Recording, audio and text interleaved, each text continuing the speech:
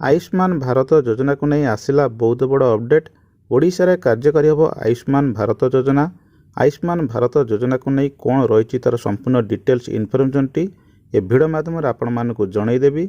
से भिडियोटी को शेष जाए देखूँ ताहले जे जानीपारे।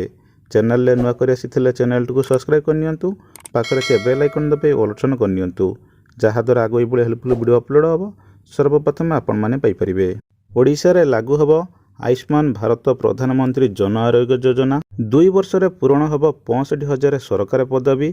एने विधानसभा बजेट अधिवेशन पूर्व सूचना देइछंती राज्यपाल रघुवर दास। सी कहवा मुताबक गुरुत्वपूर्ण आर्थिक सुरक्षा गुणात्मक स्वास्थ्य सेवा उपलब्ध सुनिश्चित हेबा उद्देश्य ओडिशा सरकार आयुष्मान भारत प्रधानमंत्री जन आरोग्य योजना लागू करने को जाउछंती, जहाँकि ओडिशार समस्त योग्य लोकों पई सर्वजनीन स्वास्थ्य बीमा जोगाई देवाई राज्यपाल जणाइछंती। तेबे आयुष्मान भारत जन आरोग्य योजना द्वारा परिवार मानकु द्वितीय और तृतीय पर्यायर हॉस्पिटल भर्ती करने निमंते वार्षिक 5 लाख टंका बीमा प्रदान करने धार्य करा जायछि। 8 जुलाई 2024 पर्यंत 34 कोटी आयुष्मान भारत कार्ड बना जायछि एवं एही योजना अधीन रे हॉस्पिटल 7 कोटी अधिक लोकों भर्ती करा जायछि।